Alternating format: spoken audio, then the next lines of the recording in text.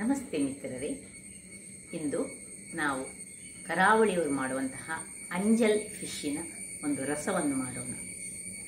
ಈ ಅಂಜಲಿಗೆ ಸುರ್ಮಾಯಿ ಅಂತ ಸಹ ಹೇಳ್ತಾರೆ, ಕಿಂಗ್ ಫಿಶ್ ಅಂತ ಸಹ ಹೇಳ್ತಾರೆ, ಅಥವಾ ಸೀರ್ ಫಿಶ್ ಅಂತ ಸಹ ಹೇಳ್ತಾರೆ. ಈ ಅಂಜಲ್ ದೊಡ್ಡ ಅಂಜಲ್ ನನಗೆ ಸಿಕ್ಕಲಿಲ್ಲ. ಈಗ ಮಳೆಗಾಲ, ಹಾಗಾಗಿ ನಾಡ ದೋಣಿಯಲ್ಲಿ ಹೋಗುವವರು ಸಣ್ಣ ಸಣ್ಣದು ಅಂಜಲ್ಗಳನ್ನು ಹಿಡಿದು ತಂದಿದ್ದಾರೆ.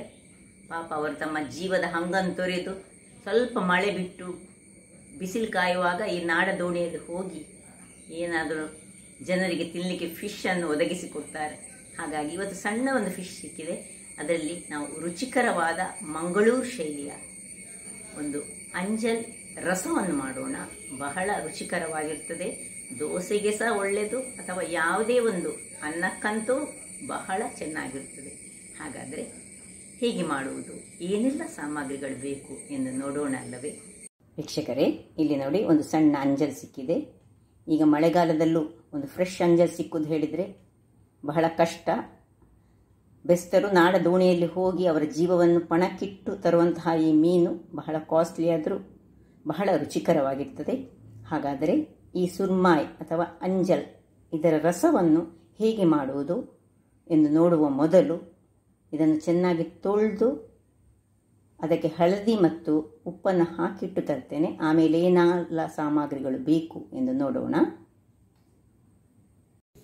ವೀಕ್ಷಕರೇ, ಇಲ್ಲಿ ನೋಡಿ, ಫಿಶನ್ನು ನಾನು ಸ್ವಲ್ಪ ಉಪ್ಪೆಲ್ಲ ಹಾಕಿ, ಅಂದರೆ ಮೊದಲು ಒಳ್ಳೆ ಕ್ಲೀನ್ ಮಾಡಿ ಇಟ್ಟುಕೊಂಡು ಅದು ಕಟ್ ಮಾಡಿಸಿ ತಂದದ್ದು, ಸ್ವಲ್ಪ ಉಪ್ಪು ಮತ್ತು ಎಲ್ಲೋ ಪೌಡರ್ ಹಾಕಿ ಮಿಕ್ಸ್ ಮಾಡಿ ಇಟ್ಕೊಂಡಿದ್ದೇನೆ. ಇಲ್ಲಿ ನೋಡಿ, ಇದಕ್ಕೆ ಬೇಕಾಗುವ, ನಾವಿವತ್ತು ಗ್ರೇವಿ ಮಾಡೋದು, ಒಂದು ರುಚಿಕರವಾದ ಮ್ಯಾಂಗ್ಳೂರ್ ಸ್ಟೈಲ್ನ ಗ್ರೇವಿಯನ್ನು ಮಾಡೋಣ. ಇಲ್ಲಿ 2 ಚಮಚದಷ್ಟು ಕೊತ್ತಂಬರಿ ಬೀಜ, 1 ಚಮಚದಷ್ಟು ಜೀರಿಗೆ, ಅರ್ಧ ಚಮಚದಷ್ಟು ಮೆಂತೆ, ಅರ್ಧ ಚಮಚದಷ್ಟು ಕರಿಮೆಣಸು, ಒಂದು ಅರ್ಧ ಚಮಚ ಬೇಡ, ಅದಕ್ಕಿಂತ ಸ್ವಲ್ಪ ಕಡಿಮೆಯಷ್ಟು ಇದು ಓಮ ಬೇಕು ನಮಗೆ ಇವತ್ತು. ಒಂದು ಚಮಚದಷ್ಟು ಸಾಸಿವೆ, 3/4 ಚಮಚ ಸಹ ಸಾಕು, ಸಾಸಿವೆ ಹೆಚ್ಚು ಹಾಕಬೇಕಂತಿಲ್ಲ. ಇಲ್ಲಿ 1 ತೆಂಗಿನ ಕಾಯಿಯನ್ನು ನಾನು ತುರಿದಿಟ್ಟುಕೊಂಡಿದ್ದೇನೆ, ಒಂದು ಸಣ್ಣ ಹದ ಸೈಜ್ನ ತೆಂಗಿನಕಾಯಿ. ಮತ್ತೆ ನೋಡಿ, 6 ಬ್ಯಾಡಗಿ ಮೆಣಸು, 2 ಇಂಥದ್ದು ಊರಿನ ಮೆಣಸು, ರೌಂಡ್ ಮೆಣಸು, ಮತ್ತು ಸ್ವಲ್ಪ ಹಳದಿ, ಗಾರ್ಲಿಕ್ ಪಾಟ್ಸ್, ಬೆಳ್ಳುಳ್ಳಿ, 1 ನೀರುಳ್ಳಿಯನ್ನು ಹೆಚ್ಚಿಟ್ಟುಕೊಂಡದ್ದು. ನೀರುಳ್ಳಿ ಸ್ವಲ್ಪ ಹೆಚ್ಚು ಸಹ ತೆಗೆದುಕೊಳ್ಬೋದು. ಶುಂಠಿ 1 ತುಂಡು ಕಟ್ ಮಾಡಿಕೊಂಡದ್ದು, 1 ಗ್ರೀನ್ ಚಿಲ್ಲಿ ಸಹ ಹಾಗೆ ನೀವು ಸ್ವಲ್ಪ ಹೆಚ್ಚು ತೆಗೆದುಕೊಳ್ಳೋದಾದರೆ ಖಾರಕ್ಕೆ ತೆಗೆದುಕೊಳ್ಬೋದು. ಸ್ವಲ್ಪ ಕರಿಬೇವಿನ ಸೊಪ್ಪು. ಈಗ ಮೊದಲಿಗೆ ಇದನ್ನೆಲ್ಲ ಹುರಿಯುವುದು ಹೇಗೆ ಅಂತ ನಾನು ತೋರಿಸಿಕೊಡ್ತೇನೆ. ವೀಕ್ಷಕರೇ, ನಾನೊಂದು ಕಬ್ಬಿಣದ ಬಣಾಲೆಯನ್ನು ಇಟ್ಟುಕೊಂಡಿದ್ದೇನೆ. ಇದರಲ್ಲಿ ಸ್ವಲ್ಪ ಎಣ್ಣೆಯನ್ನು ಹಾಕ್ಕೊಳ್ತಿದ್ದೇನೆ. ಕಬ್ಬಿಣದ ಬಣಾಲೆ ಯಾವಾಗಲೂ ಹೀಗೆ ಕಪ್ಪು ಕಲರಲ್ಲೇ ಇರೋದು, ಎಲ್ಲರೂ ಗೊತ್ತಿದ್ದ ಹಾಗೆ. ನೋಡಿ, ಈಗ ಸುರಿಗೆ ಈ ಮೆಣಸನ್ನು ಹುರಿದುಕೊಳ್ಳೋಣ. ಸಣ್ಣ ಉರಿ ಮಾಡ್ಕೊಳ್ಳೋಣ, ದೊಡ್ಡ ಉರಿ ಬೇಡ. ಯಾವಾಗಲೂ ಕಬ್ಬಿಣದ ಬಣಾಲೆಯಲ್ಲಿ ಸ್ಪೆಷಲಿ ಮಾಡುವಾಗ ಅದು ಸ್ವಲ್ಪ, ಈಗಿನ ಬಣಾಲೆಗಳು ನೋಡಿ ಬರುವುದು ಇಂಡಸ್ ವ್ಯಾಲಿಯವರ ಬಣಾಲೆ, ಇದು ನಾನು ತೆಗೆದುಕೊಂಡದ್ದು. ಸ್ವಲ್ಪ ಹೀಗೆ ಫ್ರೈ ಆಗುವಾಗ ಸ್ವಲ್ಪ ಕೊತ್ತಂಬರಿ ಬೀಜ, ಜೀರಾ, ಮೆಣಸು, ಇದರಲ್ಲಿ ನಾನು ಓಮ ಕಾಳನ್ನು ಮಾತ್ರ ಈಗ ಹಾಕೊಳ್ತಾ ಇಲ್ಲ, ಲಾಸ್ಟಿಗೆ ಹಾಕೊಳ್ಬೇಕಂತಿದ್ದೇನೆ. ಅದನ್ನು ಬೇರೆ ಒಂದು ಫ್ರೈ ಮಾಡಿ ಹಾಕ್ಲಿಕ್ಕೆ ಉಂಟು. ಇಷ್ಟು ಬೇಗ ಹಾಕೊಳ್ಳೋದು ಬೇಡ, ಯಾಕಂದ್ರೆ ನೋಡಿ ಬೇರೆ ಎಲ್ಲ ಸಾಮಗ್ರಿಗಳನ್ನು ಹಾಕೊಂಡಿದ್ದೇನೆ. ಓಂ ಕಾಳನ್ನು ಬಿಟ್ಟು ಮೆಂತೆ, ಜೀರಿಗೆ, ಸಾಸಿವೆ, ಕರಿಮೆಣಸು, ಕೊತ್ತಂಬರಿ ಬೀಜ ಎಲ್ಲ ನೋಡಿ.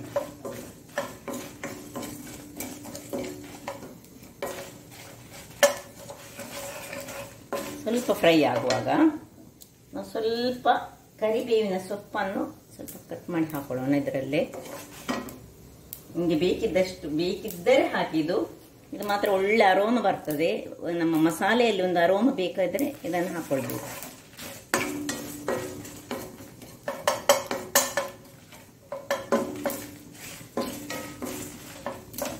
ನಿಧಾನಕ್ಕೆ ಇದನ್ನು ಫ್ರೈ ಮಾಡಬೇಕು.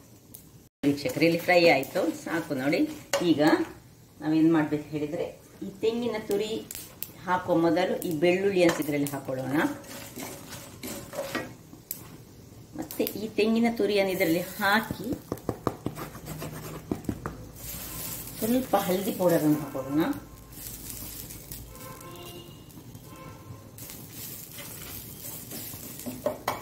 ಚೂರು ಬಾಡಿಸುವುದು, ಇನ್ನು ಆಫ್ ಮಾಡುದು. ಇದು ಕಬ್ಬಿಣದ ಕಾವಲಿ ಬಾಣಲೆ ಆದ್ರಿಂದಾಗಿ ಅದು ಬಿಸಿ ಬಿಸಿಯೇ ಇರ್ತದೆ. ಅದರಿಂದಾಗಿ ಅದರ ಕಾವಿನಲ್ಲಿ ನಮ್ಮದು ಈ ತೆಂಗಿನ ತುರಿ ಚೂರು ಬಾಡಿದ್ರೆ ಸಾಕು, ಹೆಚ್ಚು ಬೇಡ. ಅದು ಹೆಚ್ಚು ಬಾಡಿದ್ರೆ ಸಹ ಅದು ನಮಗೆ ಮೀನಿನ ರಸದ ಪರಿಮಳ ಬೇರೆ ಆಗ್ತದೆ.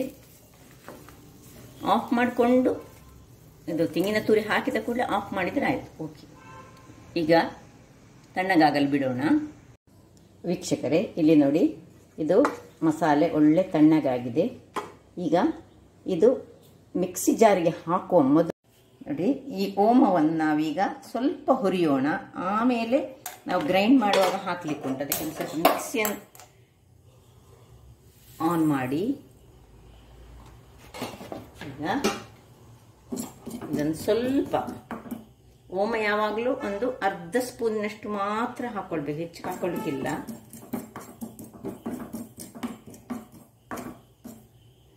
ಸ್ವಲ್ಪ ಹದಾ ಉರಿಯಲ್ಲಿ ಇದನ್ನು ಸ್ವಲ್ಪ ಓಮ ಬೇಗ ಹುರಿದು ಹೋಗುದು ಸಾಕು ನೋಡಿ. ಇಷ್ಟು ಇನ್ನು ಅದರ ಕಾವಿನಲ್ಲಿ ಅದು ಬಿಸಿ ಆಗಲಿ. ಈಗ ನಾವು ಗ್ರೈಂಡ್ ಮಾಡುವಾಗ ಸುರಿಗೆ ಹಾಕ್ಲಿಕ್ಕಿಲ್ಲ, ನಂತರ ನಾನು ಹೇಳ್ತೇನೆ ಯಾವಾಗ ಹಾಕ್ಬೇಕಂತ. ವೀಕ್ಷಕರೇ, ಇಲ್ಲಿ ನೋಡಿ ಎಲ್ಲ ಈಗ ಇದನ್ನು ಮಿಕ್ಸಿ ಜಾರಿಗೆ ಹಾಕೊಳ್ಳೋಣ. ಮಿಕ್ಸಿ ಜಾರಿಗೆ ಹಾಕೋ ಮೊದಲು ನೋಡಿ, ಒಂದು ಸಣ್ಣ ತುಂಡು ಹುಳಿ ಸಹ ನಾನು ಇದಕ್ಕೆ ಯೂಸ್ ಮಾಡ್ತಿದ್ದೇನೆ. ಆಗ ಇಂಗ್ರೀಡಿಯೆಂಟ್ಸ್ ತೋರಿಸುವಾಗ ತೋರಿಸಲಿಲ್ಲ. ಮತ್ತು ಈ ನೀರುಳ್ಳಿ ನಾವು ಹಾಕಬೇಕು ಯಾವಾಗ ಹೇಳಿದರೆ, ಸಪೋಸ್ ನೀವು ಈ ಒಂದು ರಸವನ್ನು ಮರುದಿವಸಕ್ಕೆ ಸಹ ಯೂಸ್ ಮಾಡ್ತೀರಿ ಅಂತ ಆದರೆ ನೀರುಳ್ಳಿಯನ್ನು ಹಾಕುವ ಅಗತ್ಯ ಇಲ್ಲ. ನೀರುಳ್ಳಿ ಹಾಕಿದರೆ ಒಂದು ಎರಡನೇ ದಿವಸ ಇದು ಸ್ವಲ್ಪ ಈ ನಮ್ಮ ರಸ ಅಷ್ಟು ಒಳ್ಳೇದು ಬರೋದಿಲ್ಲ. ಅದರಿಂದಾಗಿ ಅವತ್ತವತ್ತಿಗೆ ಯೂಸ್ ಮಾಡಿದ್ರೆ ಮಾತ್ರ ನೀರುಳ್ಳಿಯ ತುಂಡುಗಳನ್ನು ಹಾಕ್ಕೊಳ್ಳಿ. ನೋಡಿ, ಈಗ ನಾನು ಇದನ್ನೆಲ್ಲ ಹಾಕಿ ಸ್ವಲ್ಪ ನೀರನ್ನು ಹಾಕಿ ಇದನ್ನು ಒಳ್ಳೆ ಒಂದು ಚಂದ 2 ಬ್ಯಾಚಿನಲ್ಲಿ ಪೇಸ್ಟ್ ಮಾಡಿ ತರ್ತೇನೆ. ಅಂದರೆ ಇದರ ಮಸಾಲೆ ರೆಡಿ ಮಾಡಿ ತರ್ತೇನೆ. 2 ಬ್ಯಾಚ್ ಮಾಡ್ತೇನೆ. ಸ್ವಲ್ಪ ನೀರನ್ನು ಹಾಕಿ ತರ್ತೇನೆ. ವೀಕ್ಷಕರೇ, ಇಲ್ಲಿ ನೋಡಿ, ಇದು ಈಗ 2 ರೌಂಡ್ನಲ್ಲಿ ನಾನು ಮಾಡಿ ತಂದೆ. ಈಗ ನಾನು ಕೊನೆಗೆ ಈ ಮೆಂತೆಯನ್ನು ಇದರಲ್ಲಿ ಹಾಕಿ ಒಂದು ಸುತ್ತಲ್ಲಿ ಮೆಂತೆ ಅಲ್ಲ, ಈ ಲಾಸ್ಟ್ಗೆ ಫ್ರೈ ಮಾಡಿದ ಓಮವನ್ನು ನಾನು ಇದರಲ್ಲಿ ಹಾಕಿ ಒಂದು ಸುತ್ತಲ್ಲಿ ಸುತ್ತಿ, ಅಂದರೆ ಗ್ರೈಂಡ್ ಮಾಡಿ, ಮತ್ತೆ ನೋಡಿ ಫಸ್ಟ್ ರೌಂಡಿನ ಮಸಾಲೆ ಇಲ್ಲಿ ಉಂಟು, ಇದು ಸೆಕೆಂಡ್ ರೌಂಡ್ನ ಮಸಾಲೆಯನ್ನು ಮಾಡಿ ಇದಕ್ಕೆ ಹಾಕ್ತೇನೆ. ನೋಡಿ ವೀಕ್ಷಕರೇ, ಇಲ್ಲಿ ನೋಡಿ ಒಂದು ಸುತ್ತು ತೆಗೆದು ತಂದಿದ್ದೇನೆ. ಈಗ ಎಲ್ಲ ಇದಕ್ಕೆ ಶಿಫ್ಟ್ ಮಾಡೋಣ. ನಾವು ಈಗ ಹದ ಮಾಡಿಕೊಳ್ಳೋಣ. ಸ್ವಲ್ಪ ನೀರೆಲ್ಲ ಹಾಕಿ, ಎಷ್ಟು ಬೇಕು ನೀರು ಇದಕ್ಕೆ ಸ್ವಲ್ಪವಾದ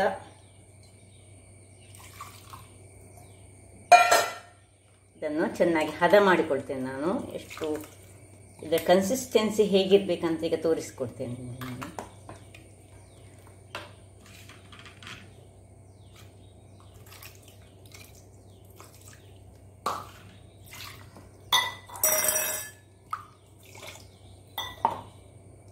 ಇದಕ್ಕೆ ಸಹ ದಪ್ಪ ಆಯಿತು. ತುಂಬ ನೀರು ಸಹ ಮಾಡಬಾರ್ದು, ತುಂಬ ದಪ್ಪ ಸಾಕಬಾರ್ದು.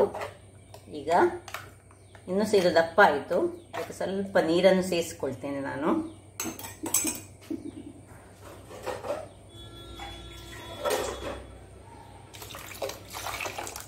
ಇನ್ನು ಉಪ್ಪು ಸೇರಿಸ್ಕೊಳ್ತೇನೆ. ಎಷ್ಟು ಬೇಕು ರುಚಿಗೆ ತಕ್ಕಷ್ಟು ಉಪ್ಪನ್ನು ಸೇರಿಸ್ಕೊಂಡು ಸ್ವಲ್ಪ ನೀರುಳ್ಳಿಯನ್ನು ಸೇರಿಸ್ಕೊಳ್ತಿದ್ದೇನೆ. ಅಂದರೆ ಒಂದು ಅರ್ಧ ಗೆಡ್ಡೆಯಷ್ಟು ನೀರುಳ್ಳಿ ಸಣ್ಣಗಾಗಿ ಚಾಪ್ ಮಾಡಿದ್ದು, ಸ್ವಲ್ಪ ಜಿಂಜರ್ ಹಾಗೂ 1 ಕಾಯಿ ಮೆಣಸನ್ನು ಚಾಪ್ ಮಾಡಿದ್ದನ್ನು ನಾನು ಇದಕ್ಕೆ ಸೇರಿಸಿಕೊಂಡು ಈಗ ಇದನ್ನು ನಾವು ಒಲೆಯಲ್ಲಿ ಇಟ್ಟು ಕುದಿಸೋಣ. ಇಲ್ಲಿ ನೋಡಿ ವೀಕ್ಷಕರೇ, ನಾನಿದಾಗ ಗ್ಯಾಸನ್ನು ಉರಿಸಿಕೊಂಡು ಇದರಲ್ಲಿ ಇಟ್ಟಿದ್ದೇನೆ. ಈ ಹಂತದಲ್ಲಿ ನೀವು ಸ್ವಲ್ಪ ಅದರದ್ದು ಉಪ್ಪು ಹೇಗೆ ಉಂಟು ನೋಡಿಕೊಳ್ಬೇಕು. ಉಪ್ಪು ಸಾಧಾರಣ ಅಲ್ಲಿಗೆ ಉಂಟು, ಒಂಚೂರು ಹಾಕೊಳ್ಳೋಣ, ಸ್ವಲ್ಪ ಕಡಿಮೆ ಆದಾಗೆ ಉಂಟು. ಇನ್ನು ನಾವು ಮೀನಿಗೆ ಸಹ ಉಪ್ಪನ್ನು ಹಾಕೊಂಡಿದ್ದೇವೆ, ಅದರಿಂದಾಗಿ ಸ್ವಲ್ಪ ಜಾಗ್ರತೆಯಲ್ಲಿ ಈ ಉಪ್ಪನ್ನು ಹಾಕೊಳ್ಬೇಕು. ಈಗ ನಾವು ಮುಚ್ಚಳವನ್ನು ಮುಚ್ಚಿ ಅದನ್ನು ಕುದಿಯಲು ಬಿಡೋಣ. ಇಲ್ಲಿ ನೋಡಿ ವೀಕ್ಷಕರೇ, ನೋಡಿ ಒಳ್ಳೆ ಕುದಿ ಬರ್ತಾ ಉಂಟು. ಏನು ಪರಿಮಳ, ಘಮ ಘಮ, ಆ ಓಮದ ಪರಿಮಳ ಹೇಗೆ ಬರ್ತದೆ ಹೇಳಿದರೆ ಮಳೆಗಾಲಕ್ಕೆ ಹೇಳಿ ಮಾಡಿಸಿದಂತಹ ಈ ಪದಾರ್ಥ. ಅದರಿಂದಾಗಿ ನೋಡಿ ನಾನು ಸ್ವಲ್ಪ ಗ್ರೇವಿ ತೆಗೆದಿಟ್ಕೊಳ್ತಿದ್ದೇನೆ. ಈಗ ನೋಡಿ ಅದರಲ್ಲಿ ಮೆಣಸುಂಟು, ಹೆಚ್ಚಿಟ್ಟ ಮೆಣಸುಂಟು, ನೀರುಳ್ಳಿ ಉಂಟು ಹಾಗೂ ಓಮಸ ಉಂಟು. ಅದರಿಂದ ಈಗ ಕುದಿಯುತ್ತಿರುವ ಸರಿ ಕುದಿಯುವ ರಸಕ್ಕೆ ನಾನು ಮೀನನ್ನು ನೋಡಿ, ಇದನ್ನು ಮುಳುಗಿಸಿಟ್ಟ ಮೀನನ್ನು ಸ್ವಲ್ಪ ಸಹ ನೀರಿಲ್ಲದ ಹಾಗೆ ನೋಡಿ ಹಾಕೊಳ್ತಿದ್ದೇನೆ.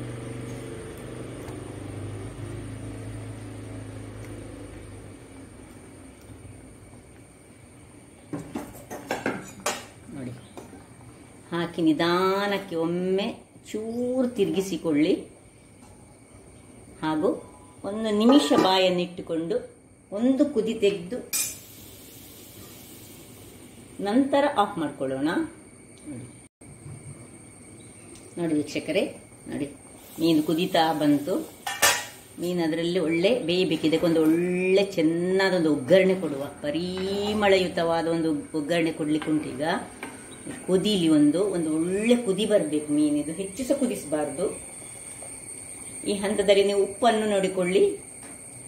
ಖಾರ ಬೇಕಿದ್ದವರು ಇದನ್ನು ಹೆಚ್ಚು ಸಹ ಖಾರ ಮಾಡಲಿಕ್ಕೆ ಆಗುದಿಲ್ಲ. ಇದೊಂದು ನಮಗೆ ಮಳೆಗಾಲದ ಅಂಜಲ್ ಮೀನಿನ ಪದಾರ್ಥ. ಸಣ್ಣ ಅಂಜಲ್, ದೊಡ್ಡ ಅಂಜಲ್ ಏನಲ್ಲ. ಅದರಿಂದಾಗಿ ಮತ್ತೆ ಸಣ್ಣ ಅಂಜಲಿಗೆ ಬರ್ತದೆ. ತೆಗೆದುಕೊಂಡು ಈ ರೀತಿಯಾಗಿ ಮಾಡಿ ಬಹಳ ಚೆನ್ನಾಗಿರ್ತದೆ. ಈಗ ಇದಕ್ಕೆ ನಾನು ಒಗ್ಗರಣೆ ಕೊಡ್ತೇನೆ ವೀಕ್ಷಕರೇ. ಆಯಿತು, ಇದನ್ನೀಗ ತೆಗೆದು ಸಣ್ಣ ಒಗ್ಗರಣೆಯ ಬಣಾಲೆಯನ್ನು ನಾನು ಇಟ್ಟುಕೊಳ್ತೇನೆ. ಸಾಕು, ಇಷ್ಟು ಕುದ್ರೆ ಸಾಕು. ನೋಡಿ ಹೆಚ್ಚು ಸಹ ಕುದಿಬಾರ್ದು ಮೀನು. ನೋಡಿ ಏನು ಚೆನ್ನಾಗಿ ಬಂದಿದೆ. ನೋಡಿ ನಾನು ಆ ಸೈಡಲ್ಲಿ ಇಟ್ಕೊಂಡು ಇದಕ್ಕೆ ಒಗ್ಗರಣೆಗೆ ಒಂದು ರೆಡಿ ಮಾಡುವ. ಇದು ನೋಡಿ, ಇದು ಕಾದ ಕೂಡಲೇ ಸ್ವಲ್ಪ ತೆಂಗಿನ ಎಣ್ಣೆ ನೋಡಿ ಸಣ್ಣ ಬಾಣಲೆ ಕಾದಿದೆ. ಒಂದು 3 ಸ್ಪೂನಿನಷ್ಟು ನಾವು ಸಣ್ಣ ಟೀ ಸ್ಪೂನ್, ತುಂಬ ಸಣ್ಣ ಬೇಡ. ಮತ್ತೆ ಈ ಹೆಚ್ಚಿಟ್ಟಂತಹ ಸಣ್ಣಗೆ ಆಗ ಹೆಚ್ಚಿಟ್ಕೊಂಡಿದ್ದೇವಲ್ಲ ನೀರುಳ್ಳಿಯನ್ನು ಹಾಕೊಳ್ಳೋಣ. ಈಗ ಈ ನೀರುಳ್ಳಿ ಒಳ್ಳೆ ಸಣ್ಣ ಉರಿಯಲ್ಲಿ ಒಳ್ಳೆ ಫ್ರೈ ಆಗಬೇಕು, ಬ್ರೌನ್ ಕಲರ್ ಬರಬೇಕು ವೀಕ್ಷಕರೇ.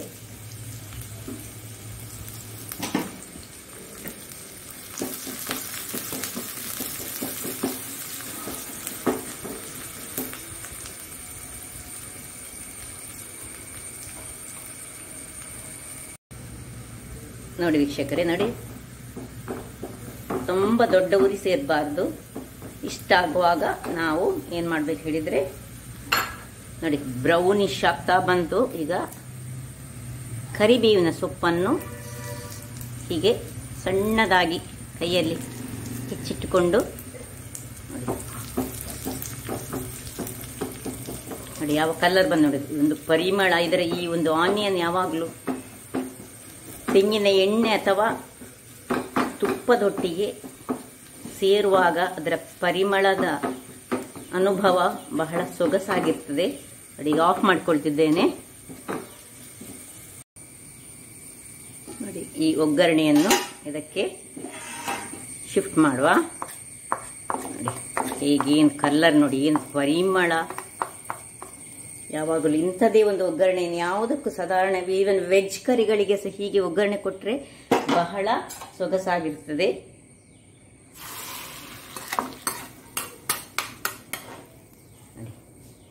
ನಮ್ಮ ಅಂಜಲ್ ಮೀನಿನ ರಸ ರೆಡಿಯಾಗಿದೆ. ನೋಡಿ ಇದು ಸರ್ವಿಂಗ್ ಟೈಮ್. ಈಗ ಇದನ್ನು ಚೆನ್ನಾಗಿ ಒಂದು ಸರ್ವ್ ಮಾಡೋಣ.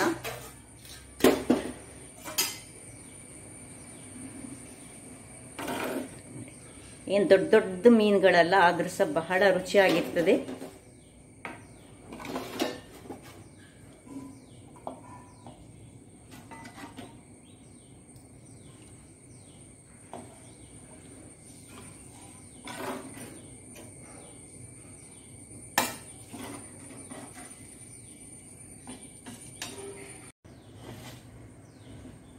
ರೀತಿ ಒಂದೊಂದೇ ಸರ್ವ್ ಮಾಡೋಣ. ಹೀಗೆ ಬಂದಿದೆ ನೋಡಿ. ಹಾಗಾದರೆ ವೀಕ್ಷಕರೇ ನೋಡಿದರಲ್ಲ, ಬಹಳ ಟ್ರೆಡಿಷ್ನಲ್ ಆದ ಮಂಗಳೂರು ಶೈಲಿಯ ಅಂಜಲ್ ಫಿಶ್ ಅಥವಾ ಸುರ್ಮಾಯಿ ಅದರ ರಸ ರೆಡಿಯಾಗಿದೆ. ಈ ಅಂಜಲ್ ಗ್ರೇವಿ, ಅಂಜಲ್ ಮೀನಿನ ರಸ ಅಥವಾ ಸುರ್ಮಾಯಿಯ ರಸ ಹೇಗೆ ಮಾಡುವುದೆಂದು ನನ್ನ ಈ ಕುಕಿಂಗ್ ಚಾನಲ್ ನಿಮಗೆ ಇಷ್ಟ ಆದರೆ ಬೋಳೂರು ಸುವರ್ಣ ಚಾನಲನ್ನು ಲೈಕ್ ಮಾಡಿ, ಶೇರ್ ಮಾಡಿ ಹಾಗೂ ಸಬ್ಸ್ಕ್ರೈಬ್ ಮಾಡಿ ಹಾಗೂ ನನ್ನ ಇನ್ಸ್ಟಾಗ್ರಾಮ್ ಪೇಜನ್ನು ಫಾಲೋ ಮಾಡಿ. ಧನ್ಯವಾದಗಳು.